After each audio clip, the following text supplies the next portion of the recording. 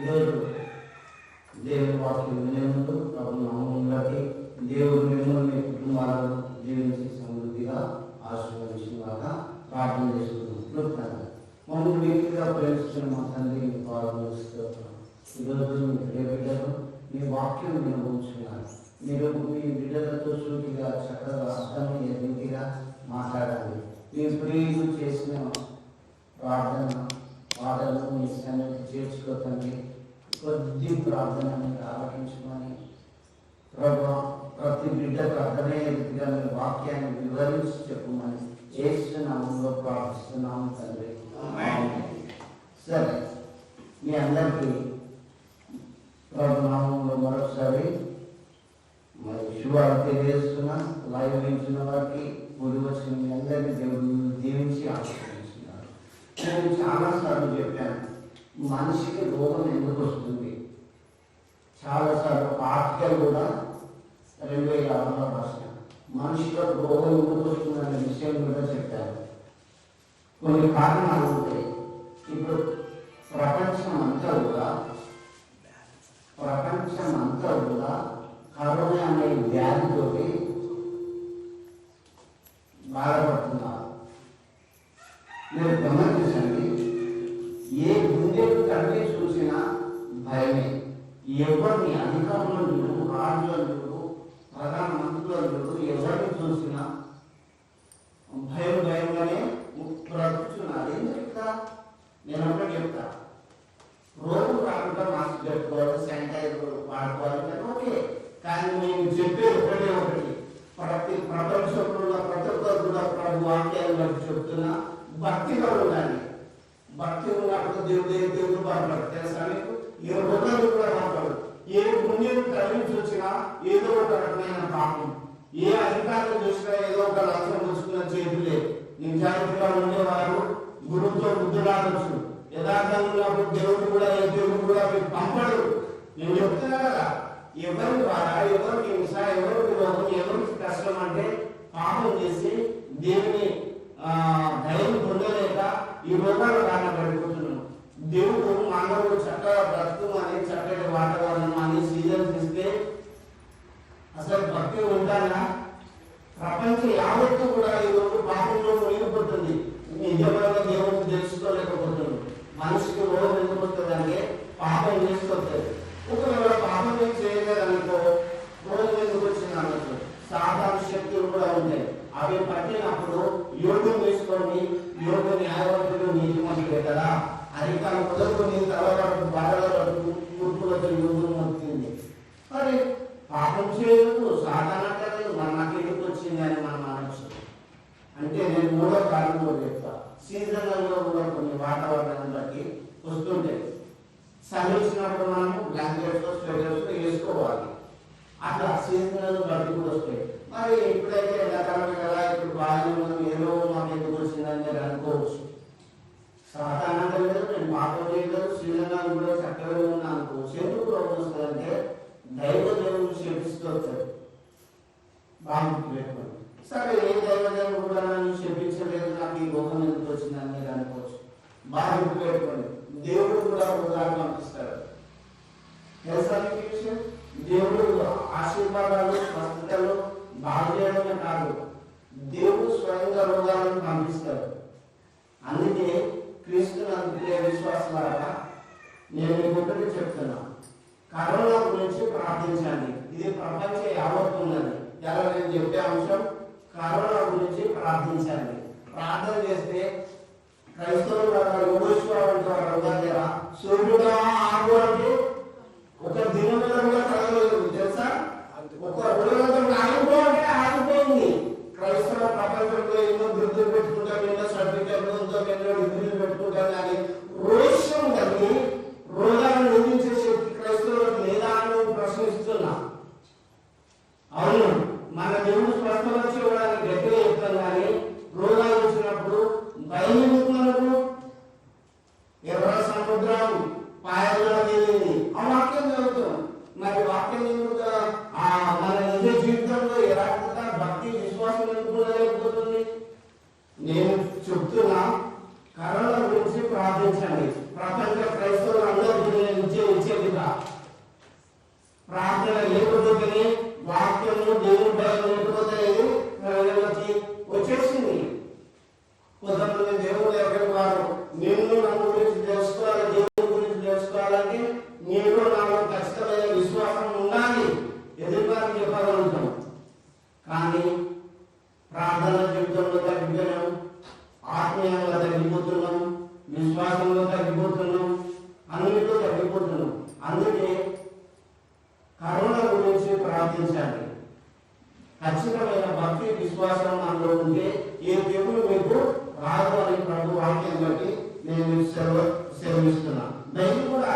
జరుగుతుంది.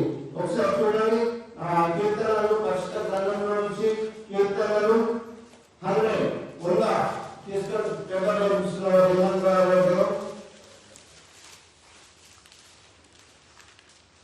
పరిశుద్ధ గ్రంథంలో నుంచి కీర్తనలు 100.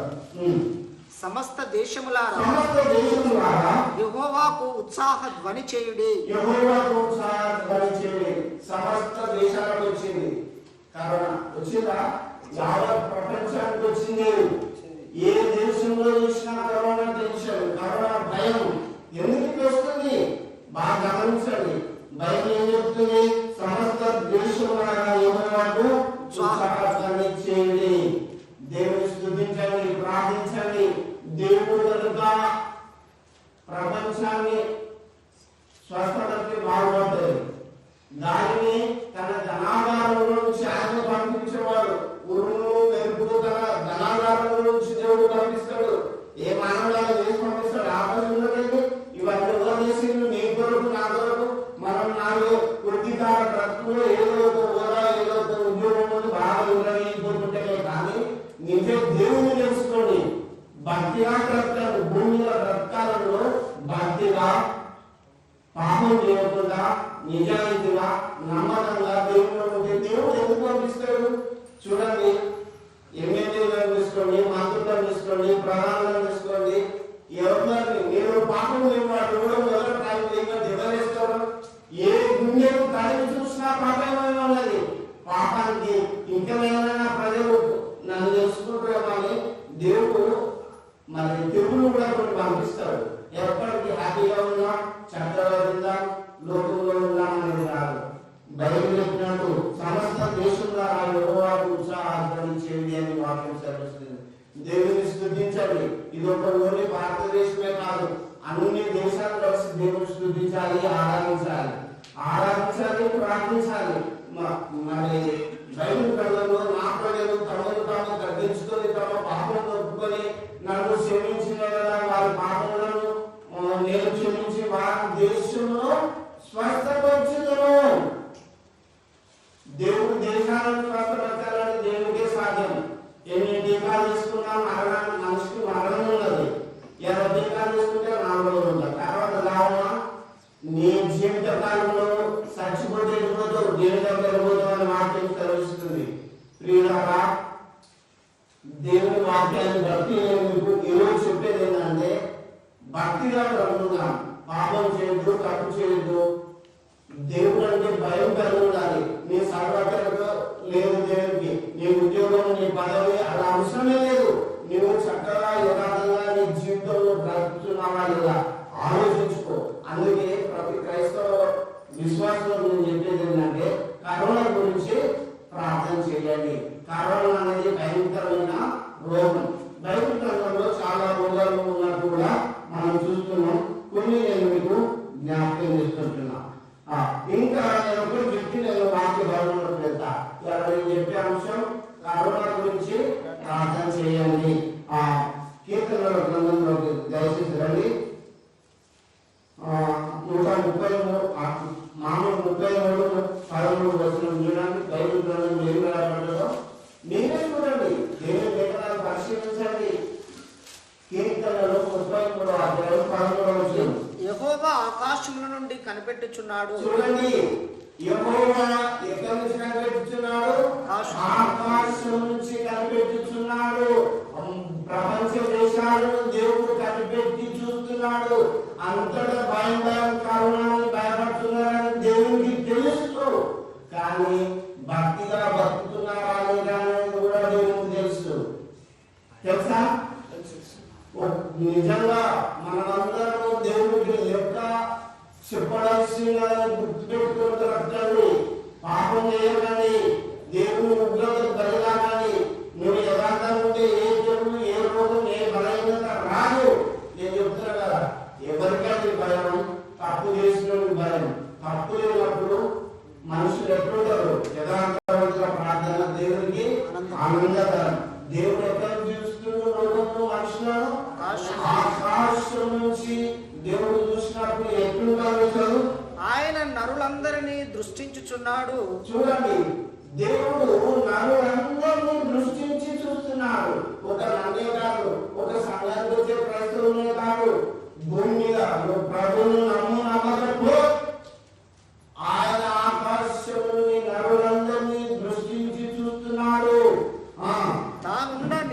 స్థలంలో నుండి భూలోక నివాసులందరి వైపు ఆయన చూచుచున్నాడు. చూడండి, తానున్న స్థలంలో నుంచి భూలోక నివాసులందరి వైపు ఆయన చూస్తున్నాడు. అయ్యా, నువ్వు మొదలైన పెద్ద రాజులే కావచ్చు, మంత్రులే కావచ్చు, ఎమ్మెల్యే కావచ్చు, ఎంపీ కావచ్చు, దేవుడు చూస్తున్నాడని భయం మీకు ఉండాలి. దేవునికి భయపడి బ్రతకాలి. మీకు ఇచ్చిన ఆవిష్కారం వ్యర్థం చేసుకోకండి. మీకు ఇచ్చిన మంచి సమయాన్ని, మీకు ఇచ్చిన మంచి అధికారాన్ని దుర్వినియోగం చేయదు. ఎందుకంటే దేవుడు ఆకాశం నుంచి నరులను దృష్టించి చూస్తున్నాడు. ఎలా చూస్తున్నాడు? అప్పుడు నీ నా జీవితం ఎలా ఉందో పరిశీలించుకో. ప్రభు చూస్తున్నాడని భయపడి బ్రతుకు. కంటిన్యూషన్ చేయి. ఆయన వారందరి హృదయములను ఏకరీతిగా నిర్మించిన వాడు. జ్ఞాపకం చేస్తా, ఆయన వారందరి హృదయములను ఏకరీతిగా నిర్మించిన వాడు. క్రీస్తులకు ప్రియులారా, నా వాక్యం వింటున్న మీరు ఒక్కసారి జ్ఞాపకం చేసుకోండి. మనకు ఇటు సైడ్ బోర్డ్స్ ఉంటాయి. ఈ మొక్కలు తల్లి గర్భంలో ఎవరు క్రియేట్ చేసి పెడతారు? దేవుడే అనుకుంటూ నేను చెప్తున్నాడు, వింటున్నాడు. మరి ఆ దేవుడికి భయపడి బ్రతకాలా? చూడండి, చక్కటి కళ్ళు, చెవులు, రూపం, ఆకారం అందించిన దేవుడిని మర్చిపోయి ఆయన చూస్తున్నాడనే విషయం విడిచిపెట్టి ఇష్టానుసరమైన పాప పనులు చేస్తూ రోగాలను బారిన పడకండి. వింటురా, పాప పనులు చేసినప్పుడే రోగాలు వస్తాయి. దేవుని దృష్టిలో అక్రమంగా నచ్చినప్పుడే జబ్బులు వస్తాయి. జబ్బు రావడానికి 5 కారణాలు బైబిల్ గ్రంథంలో మీకు చెప్పిన. పాపం చేస్తే రోగాలు వస్తాయి. పాపం చేయకుండా సాధారణ చేస్తాడు. ఒకవేళ దేవుడు 1-2 సార్లు స్వస్థత ఇచ్చిన మానవ రాకపోతే స్వయంగా దేవుడే పంపిస్తాడు. వింటున్నా, దేవుడు ఆకాశంలోకి వెళ్ళి ప్రపంచ దేశాలను చూస్తున్నాడు. అందుకే మనం భారతీయులమైన మనం, తెలంగాణ ప్రజలమైన మనం తగ్గించుకొని దేవుని సన్నిధిలో అయ్యా నా దేశంలో స్వస్థపరచు అని ప్రార్థన చేసే వీరుగా క్రైస్తవులు ఇవ్వాలి. కానీ ఇంత స్ప్రెడ్ అయిపోతుంది. గాలిని ఆయన తన ఆహారంలో నుంచి పంపిస్తాడు, ఉరుము అక్కడి నుంచే పంపిస్తాడు, మానవులు అక్కడి నుంచే పంపిస్తాడు. ఎవరి నుంచి ఎదురాలి? మానవుల నుంచి. ఆ మహోన్నతుడైన దేవుడిని తెలుసుకోండి, ప్రభును ప్రార్థించండి, ప్రభుని రక్షకుగా నమ్మండి. నువ్వు నమ్మినా నమ్మకపోయిన ప్రియుడా, ఒకరోజు లెక్క చెప్పాలి. నేను ఈ జీవ గ్రంథాన్ని చేత పట్టుకొని చెప్పేది ఏంటంటే, సమస్త జనులారా, సమస్త దేశం ద్వారా యెహోవాను నమ్ముకొని ఆయన ఆశ్రయించండి. అప్పుడు నీ దేశం స్వస్థత పొందుతుంది. నా ప్రజలు తమను తాము తగ్గించుకొని వారు ప్రార్థన చేసినప్పుడు నేను వారి దేశంలో స్వస్థపడతారని ప్రభు వాక్యం సెలవుస్తుంది. దేవుని వాక్యం ఖచ్చితం. కాబట్టి నా ప్రియ విశ్వాసులారా, లైవ్ వింటున్న సహోదరులారా, దేవుని తెలుసుకోండి.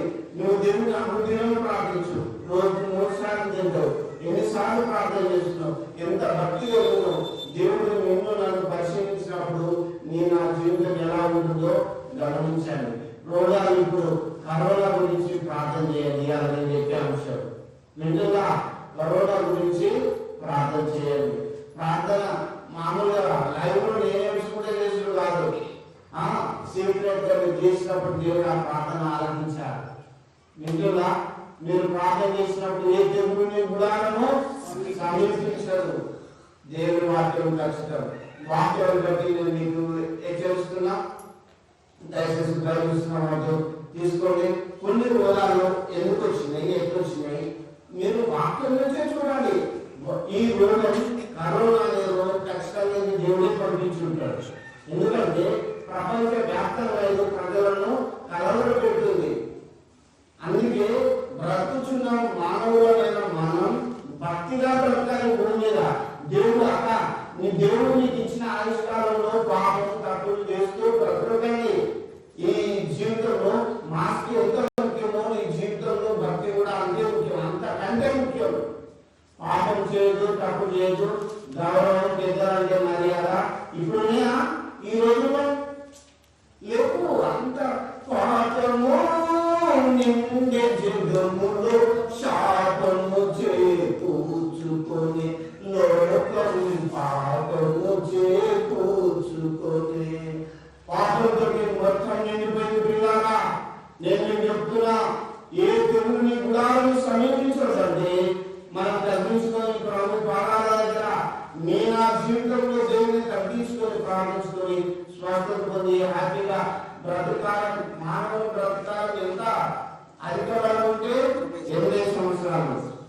మనిషి ఆయుష్ ఎంత గడ్డి పువ్వు లాంటిది.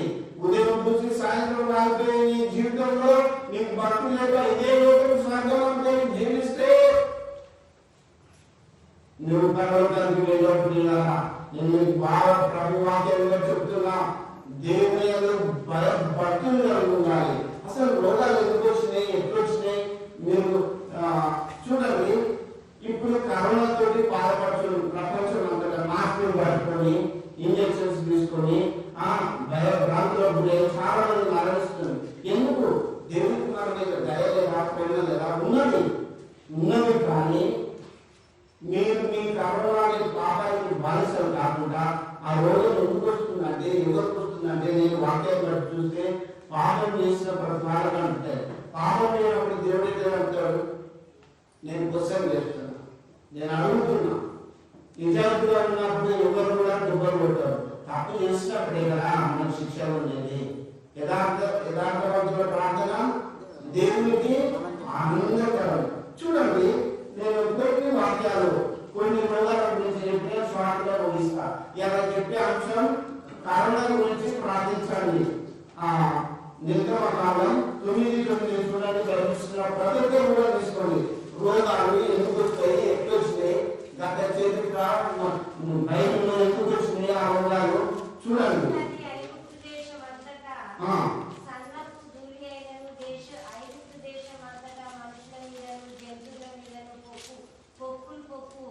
పప్పులను దద్దులకు వచ్చాను. చూడండి, మోషే ఆహారంలో ఏం చేసిండ్రు? ఫస్ట్ దేవుని వాక్యంగా దీన్ని తెలుస్తున్నా.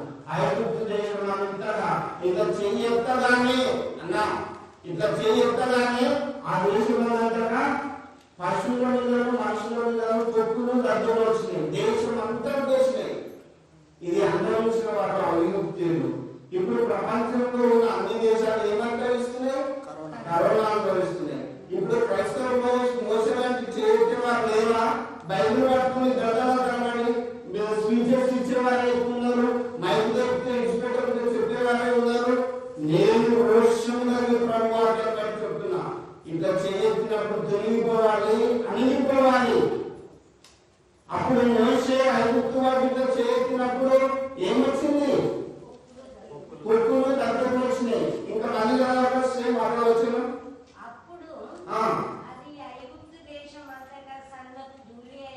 సంఘం ధూళిలాగా వచ్చి, ఇప్పుడు కరోనా ఎప్పుడు వస్తుంది తెలుసా? వరల్డ్ హెల్త్ ఆర్గనైజేషన్ వాళ్ళు చెప్పేది ఏంటంటే గాలి ద్వారా వస్తుంది అన్నాడు. గాలి ఎక్కడ వ్యాపిస్తే అది గాలి ద్వారానే ప్రజలు వెళ్ళిపోతుందని వరల్డ్ హెల్త్ ఆర్గనైజేషన్ వాళ్ళు చెప్తున్నారు. ఇప్పుడు మోసే చేయకపోయినప్పుడు సంఘం ధూళిలాగా వచ్చి ఆ దేశ ప్రజల మీద పడి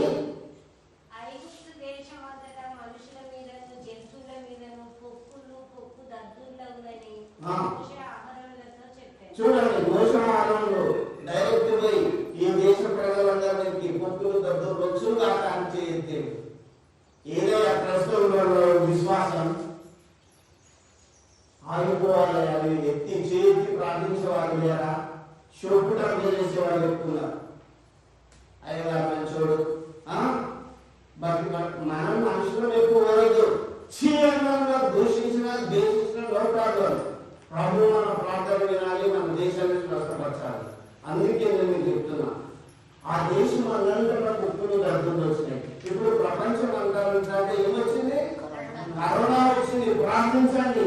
మన దేశం, మన మండలం, మన జిల్లా, మన రాష్ట్రం, మన ప్రజలు దేవుని వైపు చూస్తూ దేవాలయ ప్రజలకు ఈ కరోనా బారి నుంచి తప్పించండి.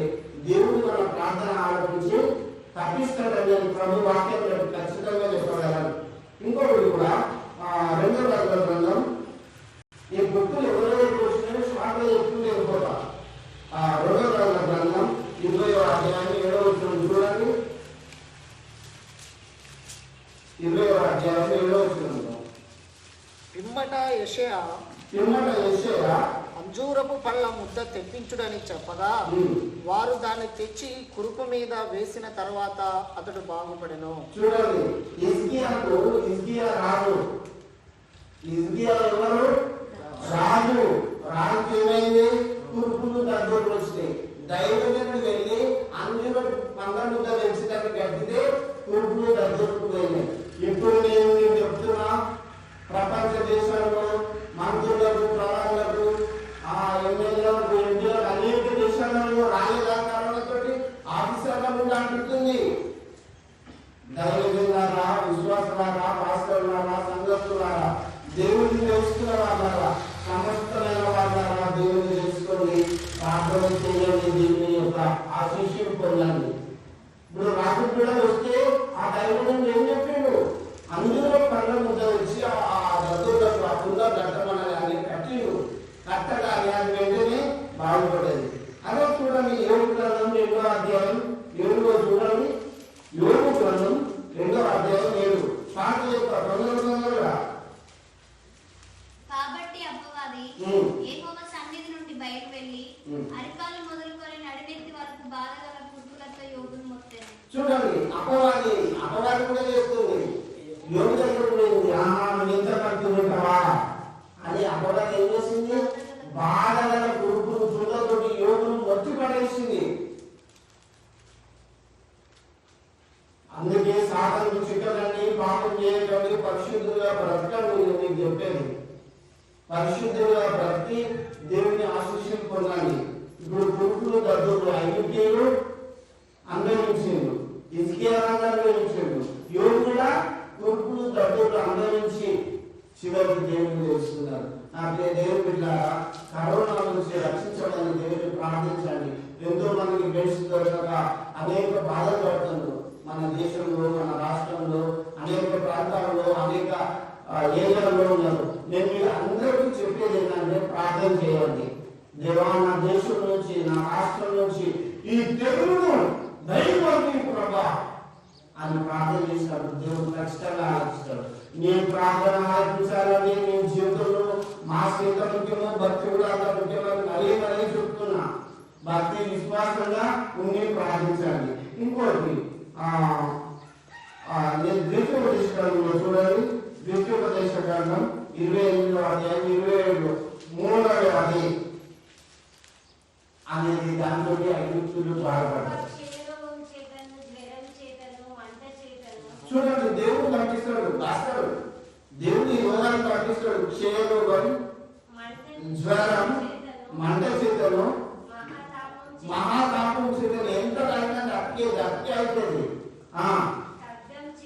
ఖడ్గం చేతను దేవుడు కనిపిస్తాడు.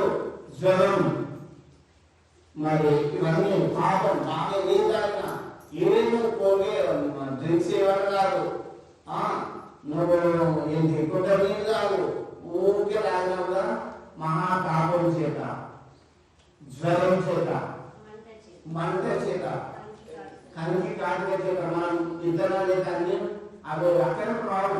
దేవుడు వచ్చి పడేస్తాడు. భూమి మీద బ్రతుకుచున్న మానవుడా, దేవుని తెలుసుకో. ప్రభు దగ్గర రోజు ఎట్లా చెప్పాలని గ్రహించుకో. నువ్వు నమ్మినా నమ్మకపోయినా ఈ రోగాల కాదు, దయచేసి పడద్దు. దేవుడు జ్వరం చేత, బాధల చేత కొన్నిసార్లు వస్తాడు. నువ్వు ఏ స్థితిలో ఉన్నావో దేవుని తెలుసుకొని నీ బ్రతకాలంగా చట్టం ఉందని నేను వాక్యంగా చెప్తున్నా. ఇంకొకటి కూడా దయచేసి నేను చెప్తా, షార్ట్గా చెప్పుకుంటూ వెళ్ళిపోతా. 2వ తిమోతిలో రాసిన పత్రిక 2వ తిమోతిలో రాసిన పత్రిక 2:17 రాబడిందో చూడండి, లేఖనాలు చూడండి. 2వ తిమోతిలో రాసిన పత్రిక 2వ అధ్యాయం 17 వచనం. సన్నద్ధుడై కొరకుకుండు తాకినట్టు వారి మాటలు ప్రాకును. కొంతమంది మాటలు ఎప్పుడే తెలుసా? కొరుకు అంటే ఏం తెలుసా? క్యాన్సర్ రోగం. మీకు ఇంగ్లీష్ లో చెప్తే అర్థమైతే కొరుకు అంటే క్యాన్సర్. వాళ్ళ మాటలు ఎప్పుడుంటాయి? క్యాన్సర్ లాగా ఉంటాయి. క్రైస్తవ జీవితంలో మాటలు చక్కగా ఉండాలి, భయం ఉండాలి. నాలో లేదని నాయకున్నట్టు మాట్లాడద్దు. మూర్ఖుడా, నీ నోటి మాటలు బట్టి నీకు తీర్పు తీర్చబడుతుంది అని వాక్యం మనకు హెచ్చరిస్తుంది. మన మాటలు మృదువుగా, సాగిగా, స్వచ్ఛంగా, పవిత్రంగా అట్లా ఉండాలి. క్రైస్తవుల మాటలు దేవుడు తెలుసుకున్నాక తప్ప మాట్లాడద్దు. దేవుడు కూడా చూస్తాడు, నా బిడ్డ చాలా నిజాయితీ ఉంటుంది, చక్కగా మాట్లాడుతుంది. మనం ఒక లోపలికి సామెత చెప్తాడు ఏంటి, పిల్ల ముద్దు లేకున్నా పింపు ముద్దు రాదు. కొంతమంది మాటలు కొడుకులు లాంటి మాటలు ఉంటాయి, ఓవర్షం తెప్పించేసి. కాబట్టి అవన్నీ బట్టి అలాంటి క్యాన్సర్ మాటలు నేను నా జీవితంలో తీసివేసి ఈ కరోనా సమయంలో దేవుని దగ్గరకు వచ్చి విధేయులమైన ప్రార్థన చేసుకుని దేవుని ఆశీస్సులు పొందుకుందాం. ఇంకొకటి కూడా లూకాసు వార్తలో కానీ లూకాసు వార్త 14 చూడండి, రోగాలు ఎన్నుంటే బైబిల్ గ్రంథంలో నుంచి మీకు చూపిస్తున్నా. కరోనా ఒకటి రాదు, కరోనా ఎక్కువ వస్తుంది, కానీ బైబిల్ గ్రంథంలో ఆరునాడు రోగాలు ఉన్నాయని జ్ఞాపకం చేస్తున్నా. అప్పుడు జలధర రోగము గల ఒకడు ఆయన ఎదుట ఉండెను. ఏం రోగం అని? జలోదర రోగం. ఆ రోగం అంటే ఏంటి? డ్రాప్సీ అంటాం ఇంగ్లీష్ లో. జలధర రోగం వాడు ఆయన ఎదుర్కొచ్చిండు. నీకు ఏ రోగం వచ్చినా యేసుప్రభు దగ్గరికి రా. ఏ రోగం వచ్చినా యేసుప్రభు దగ్గరికి వచ్చి ప్రార్థన చేసుకోండి, బైబిల్ అనుకోండి, ప్రార్థన చేసుకోండి. దేవుడు స్వస్థపరిచే శక్తి గలవాడైనాడు. వింటున్నా? కరోనా కానీ జలధర రోగం ఆ రోజుల్లో యేసుప్రభు దగ్గరికి వచ్చినప్పుడు యేసుప్రభు ఏం చేసిండు? యేసు విశ్రాంతి దినమున స్వస్థపరచుట న్యాయమా కాదా అని ధర్మశాస్త్ర ఉపదేశకులను పరిచయులను అడగగా వారు ఊరుకుండిరి. అప్పుడు ఆయన వారిని చేరదీసి స్వస్థపరిచి పంపివేసే. చూడు, వారిని చేరదీసి ముట్టి స్వస్థపరచడానికి పంపిండు. ప్రార్థన చేయండి. కరోనా వచ్చిందా భయపడకు, బాధపడకు. ప్రభువా నన్ను స్వస్థపరచమని ప్రార్థన చేయండి. జలధరంతో వేసే దగ్గరకు వచ్చి స్వస్థత పొందలేదా? కరోనా వస్తే ప్రార్థన చేయలేదు, భక్తిగా ఉండి ప్రార్థన చేయి, కన్నీళ్లు కాస్తూ దేవుడికి ప్రార్థన చేయి. దేవుడు మిమ్మల్ని ఖచ్చితంగా బాగు చేస్తారు. ఇంకా అపుస్తకాలు 28 చూడండి, లేఖనం చూడండి, మీకు తెలిసిపోతుంది. పరిశుద్ధ గ్రంథంలో నుంచి అపుస్తకాలు 28వ అధ్యాయం 28వ వస్తుంది. అప్పుడు పోర్పి యొక్క తండ్రి జ్వరము చేతను రక్తభేది చేతను బాధపడుచు పండుకొని ఉండెను. పోర్పి యొక్క తండ్రికి ఏమొచ్చింది? జ్వరం వచ్చింది. రక్తభేదులు, ఏమైనా రక్తమే దొరికిపోతుంది. చూడండి, అయితే పౌలు అతని యొద్దకు వెళ్ళి ప్రార్థన చేసి అతని మీద చేతులు స్వస్థపరచెను.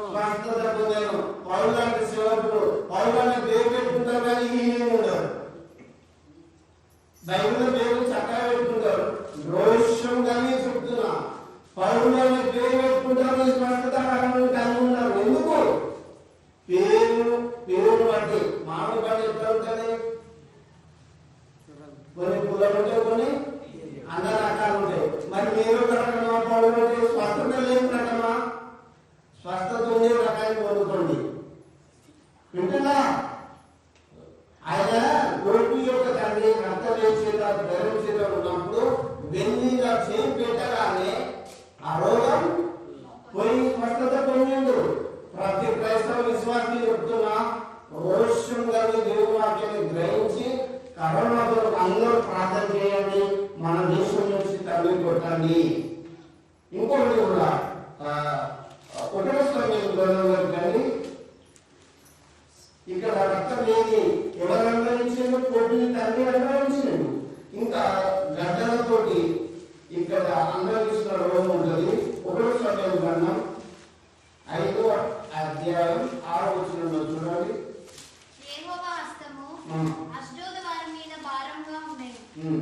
అష్డోదు వారిని దాని సరిహద్దులలో ఉన్న వారిని ఆయన గడ్డల రోగంతో మొత్తి వారిని హతము చేయగా దేవుడు ఏం చేసిండు? గడ్డల రోగాన్ని కూడా పడతాడు. దీనికి ట్రీట్మెంట్ ఉండదు, నువ్వు ఇంజక్షన్ తెచ్చుకో. దేవుడు పంపిందంటే అక్కడ ఫిలిస్తీన్లో కదా దేవుడు ఏం చేసింది తెలుసా? దేవుడే పంపిండు, ఆ గడ్డల రోగాన్ని పంపిండు. ఎన్ని ఇంజక్షన్స్ ఇచ్చినా, ఎన్ని ట్రీట్మెంట్లు చేసినా తగ్గుతలేదు. వాళ్ళని మొత్తం మతం చేసిండు. ఎందుకు తెలుసా? లోకంలో పాపం ఎక్కువైంది, ఫిలిస్తీన్లో పాపం ఎక్కువ ఉన్నది. అందుకే దేవుడు ఈ రోగాన్ని పంపిస్తుండు. నా అట్లే దేవుని పిల్లారా కడుపు నిండా తిన్నప్పుడు మీకు నిద్ర వస్తుంది అంతేనా కోటి. కానీ నరకం తిన్నప్పుడు నా మాటలు గుర్తుంటాయి. ఇప్పుడు అన్నీ నరకంలో నన్ను జ్ఞాపకం చేసుకోండి. నేనైతే మీకు చెప్తున్నా, రోగాల బారిన పడకండి, కరోనాని రక్షించుకోకండి, ప్రార్థన చేయండి, భక్తిగా ఉండండి, కరోనా రాకుండా ప్రార్థన చేసుకోండి. ఈరోజు చెప్పేదే అని. ఇక్కడ యూపీలకు గడ్డల రోగం వచ్చింది. ఎవరు వచ్చిండు? దేవుడే స్వయంగా అనిపించిండు. దేవుని వాక్యం వినరు, ఆయన విన్నారు, ఆయన నిలబోతారు. దేవుడు అంటే చెప్పలేదు.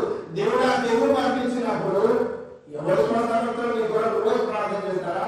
నీ కన్నున్నది, సౌండ్ వచ్చింది అంటున్నది, లేఖనాలు చదివి గ్రహించు. అందుకే దేవుడు గడ్డలు కూడా పంపిస్తాడు.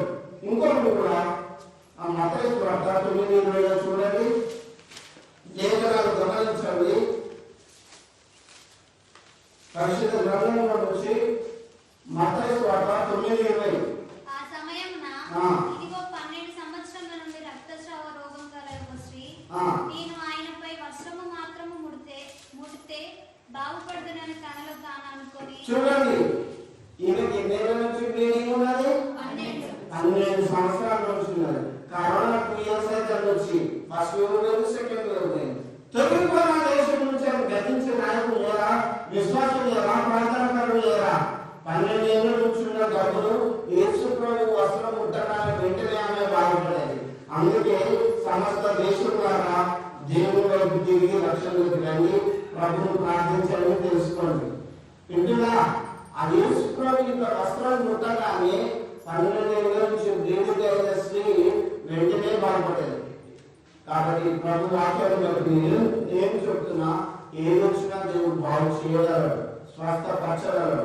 ఇంకోటి, ఇప్పుడు ఎన్ని రోగాలు? కురుపు విన్నాం, గర్భపు విన్నాం, ఇంకా కొడుకులు వాటి మాట్లాడే వాళ్ళు ఉంటారు విన్నాం, జలద రోగం, రక్తవేది, జ్వరం, గడ్డల రోగం, ఇవన్నీ అనాది కాలంలో దేవుడు స్వస్థపరిచింది. దేవుని మాటలు వినే ప్రజలకి దేవుడు స్వయంగా వర్తించింది. ఇంకోటి కూడా నేను మీకు చెప్తా చూడండి. మత్తయి వార్త 8 అందులో చూడండి. మత్తయి వార్త పరిశుద్ధ గ్రంథంలో నుంచి మత్తయి వార్త 8వ అధ్యాయం 14 నుంచి 15 వరకు చూడండి. తర్వాత యేసు ప్రభు పేతురునికి పోయి అందులో ప్రవేశించి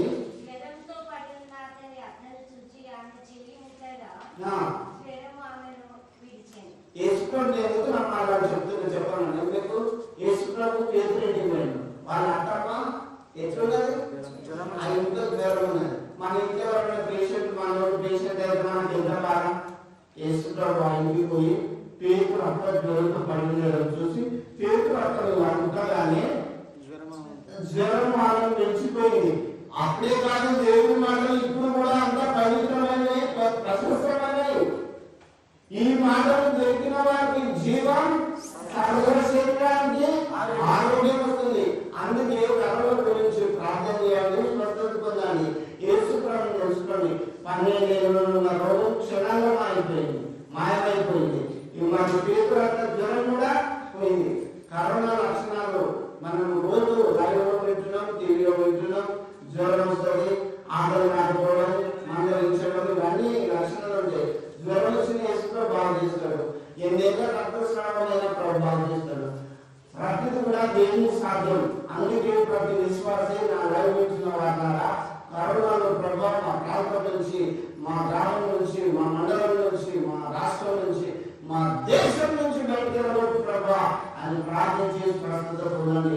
సమస్త దేశం ద్వారా యెహోవా దేవుడు తెలుసుకోండి. ఇంకొక కూడా నేను జ్ఞాపకం చేస్తాను. యోహాను సువార్త 4:52 చూడండి. లేఖనాలు గమనించండి.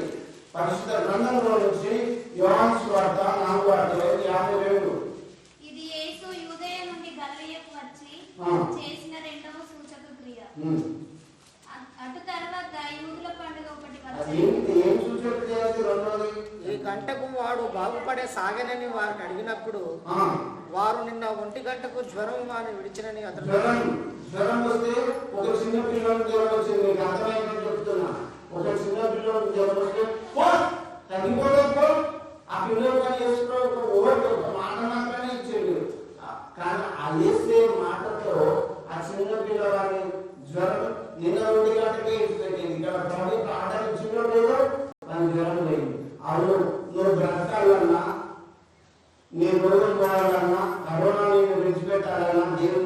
తెలుసుకో. ఎన్నో స్వస్థత ఇచ్చిన దేవుడు నిన్ను మర్చిపోదు, నిన్ను విడిచిపోదు. ప్రార్థన చేయి, స్వస్థత పొంది నీ బ్రతకాలంతా దేవుడిని నీ రక్షకునిగా ఆరాధించు. ఇప్పుడు పేదలంతా బాగుపడుతున్నట్టు ఒక బాగు కూడా బాగుపడ్డట్టు మనం చూస్తున్నాం. ఇంకోటి కూడా నేను షార్ట్గా నేను ముగిస్తా. ద్వితీయోపదేశకాండం కానీ 28:7 చూడాలి. లేఖనాలు గమనించండి, దేవుని వాక్యం ఖచ్చితం తెలుసుకోండి. ద్వితీయోపదేశకాండం 28:27 వస్తుంది. యెహోవా ఐగుప్తు కుంటి చేతను, మూల వ్యాధి చేతను, కుష్టి చేతను, గజ్జి చేతను నిన్ను బాధించును.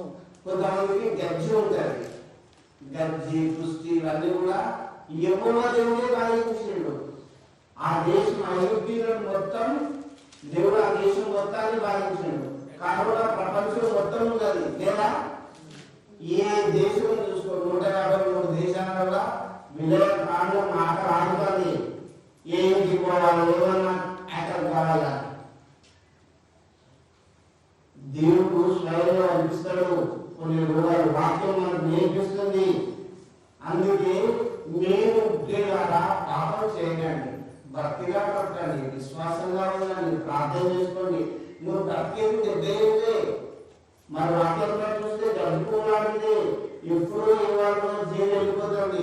నేను బలవంతుని, నేను సాయమాను, నాకు శక్తి ఉన్నది, నాకు ధనం ఉన్నది, ఇంత రోజు తెలియవాడా రా, ఈ రాత్రి ప్రాణాలు అడుగుతానంటే అన్ని వదిలిపెట్టి వెళ్ళిపోవాలి. నీతో ఎవరు వస్తారు? నీ బిడ్డ వస్తారా, కొడుకు వస్తారా, నీ అల్లుడు వస్తారా, నీ ఎవరు వస్తారు? నీ అన్నగారు వస్తారా? ఈ బంధాలన్నీ బతికినట్లే ఉంటాయి. సచ్చినాక కాళ్ళకి ఏది రాదు. అందుకే ఒక ప్రభువు దగ్గరికి నువ్వు ఎంతో బట్టి యేసు ప్రభుని నీ దేవుని వాటిని రక్షకుడిగా అంగీకరించి ఆయన స్వీకరించు, ఆయన ప్రార్థించు. కరోనా నుంచి విడిపింపబడాలంటే దేవుడే ప్రార్థించాలి. దేవుడి ఇక్కడ ఐగుప్తీయుల మీద గజ్జి చేత, ఇంకా మూల వ్యాధి చేత, కుష్టి రోగం చేత బాధించును. దేవుడు బాధపెట్టాడు. కొంతమంది కుష్ఠరోగం ఉంటుంది, గజ్జి ఉంటుంది, ఎన్ని మందులు వాడినా నీవు వాటిని పోగొట్టుకునే జాలపు, నువ్వు వాటిని పోగొట్టుకునే జాలవు. నేను ప్రభు వాక్యంగా చెప్తుంది, ఎన్ని రోగాలు దేవుడే స్వయంగా పంపిస్తాడు కదా. మీరు దయచేసి కరోనా నుంచి దేవాలయంగా తప్పించమని ప్రార్థన చేసుకోండి, ఆశీర్వాదపడాలండి. ఇంకొకటి కూడా నేను జ్ఞాపకం చేస్తాను. ఏషియా గ్రంథంలోకి రండి. ఏషియా గ్రంథం 1:6 చూడండి. ఏషియా గ్రంథం అరకాలు మొదలుకొని తన వరకు స్వతక కొంచెమైనను లేదు. ఎక్కడ చూసినను గాయములు, దెబ్బలు, పచ్చిపుండ్లు, అవి పిండి పండలేదు, కట్టబడలేదు. చూడాలి, పిండవలేదు, కట్టబడలేదు. అధికారులు మొదలుకొని తన వరకు ఎక్కడ చూసిన ఇశ్రాయేలులో ఏమన్నారు? కురుపులు, పుండ్లు, గాయాలు. ఈ ప్రజలు బైబిల్ అదే 1:2 ఎందుకు తన పాపం గాయగా సొంత దొడ్డు తెలుసుకుంటాను కానీ ఈ నా ప్రజలు ఏం చేసిందని అనుభవిస్తుంటారు అని దేవుని వాక్యాన్ని మనకి హెచ్చరిస్తుంది. ఎవరికి అనేది పోతుంది. ఎవరా తమ్ముడు, అవునా? నీ ఎదురు ఇంటికి వస్తారా? ఎందుకు తన పాపం గాయగా తన సొంత దొడ్డు తెలుసుకుంటాను కానీ ఈ ప్రజలు ఇంకా నన్ను తెలుసుకుంటలేరు. ఇంత గొప్ప కరోనా వచ్చినా, ఇంత కష్టకాలం వచ్చినా, ఇంతమంది చచ్చిపోయినా దేవుని తెలుసుకోలేక భ్రష్టులైపోతుంది. నా ప్రియులారా, ఏ గుండెను తడివి చూసినా ఏదో ఒక రకమైన పాపం, దేవునికి ఇష్టమైన కార్యం. అందుకే నేను చెప్తున్నా, ఈ రోగాలు, ఈ కరోనా పీడుగా చూస్తలేదు, ధనవంతుగా చూస్తలేదు, దళితుగా చూస్తలేదు. ఎవరి పాపం చేస్తే వాళ్ళని అటాక్ చేస్తుంది. ఏ పాపం ఎవరు చేస్తారో వాళ్ళని అటాక్ చేస్తుంది. నిజంగా దేవుడు నీతి మంత్రులు, భక్తి మంత్రులు అలాంటివి పంపడు. ఇశ్రాయేలీయులు తప్పు చేసి దేవుడిని అనుసరించకపోతేనే ఈ రోగాలు పంపుతారు. మీరు ప్రార్థన చేసుకున్నప్పుడు ఏ దేవుడు మీ గుడారము సమీపించదని మీకు చెప్తున్నా. చూడండి, వడదెబ్బతో చేసుకుని కుష్ఠరోగం అనుభవించిన వారు చాలా మంది ఉన్నారు. ఇంకా పక్షవాతం అనుభవించిన వారు లేఖనాలు బాగున్నాయి. మీకు సమయం ఎక్కువైపోతుంది. నేను లాస్ట్ గా మీకు చెప్తున్నా, కరోనా కొరకు ప్రార్థన చేద్దాం. మన దేశ రక్షణ కొరకు ప్రార్థన చేయవలసిన బాధ్యత ప్రతి క్రైస్తవుల మీద ఉన్నది. దేవుని తెలుసుకున్న ప్రతి వాళ్ళ మీద ఉన్నది. సెకండ్ వేవ్ వాళ్ళు మనకు తెలిసి రావద్దని ప్రార్థన చేద్దాం. ప్రభునందు సంతోషిద్దాం. దేవుడి వాక్య భాగంలో మీ వెనుకలో ఆశీర్వదించును గాక. ఆమేన్. ప్రార్థిస్తున్నాం. మహోన్నతుడైన మా తండ్రి, మీ పాదముల స్తోత్రం. మా దేశమును ప్రభువా కనికరించండి. మా అధికారులను కనికరించి స్వస్థపరచండి. కరోనాతో బాధపడుతున్న బిడ్డలను స్వస్థపరచండి ప్రభువా. అవును తండ్రి, మందులలో లేదు, మీరు మాటలోనే ఉంది శక్తి అని మేము స్వయంగా చూస్తున్నాం, చూస్తున్నాం. నేను లేఖనాలు దర్శిస్తున్నాం. లోతులు ఆకాశం నుంచి ప్రభా నరులందరినీ పరిశీలిస్తున్నప్పుడు అందరూ దాటి తెలియబోతున్నారు, అందరూ పాపంలో పడిపోతున్నారు. దేవా, నేను తెలుసుకున్న బిడ్డలు నీ ఎవరు వస్తున్నాం. మా ప్రార్థన ఆలకించి మా దేశంలో స్వస్థపరచండి, మా రాష్ట్రంలో స్వస్థపరచండి, మా మండలంలో, మా జిల్లాలో, మా గ్రామాలను స్వస్థపరచండి. మంచి వాతావరణంతో నింపండి. మా అధికారులను కూడా జ్ఞాపకం చేసుకొని దీవించండి ప్రభా. తండ్రి, ప్రపంచ దేశాలను కూడా జ్ఞాపకం చేసుకొని ఆశీర్వదించండి ప్రభా. పాపం నుంచి వారు తిరిగి నేను తెలుసుకునే కృపను దయచేయమని ఈ వాక్యం ఇస్తున్న ప్రతి బిడ్డలను ఆశీర్వదించండి. ఏ కూడా ఈ కరోనా చదువుకున్నట్లు నీ చేసి వారిని అప్పగిస్తూ అసలే వేస్తున్నాము, ప్రార్థిస్తున్నాము.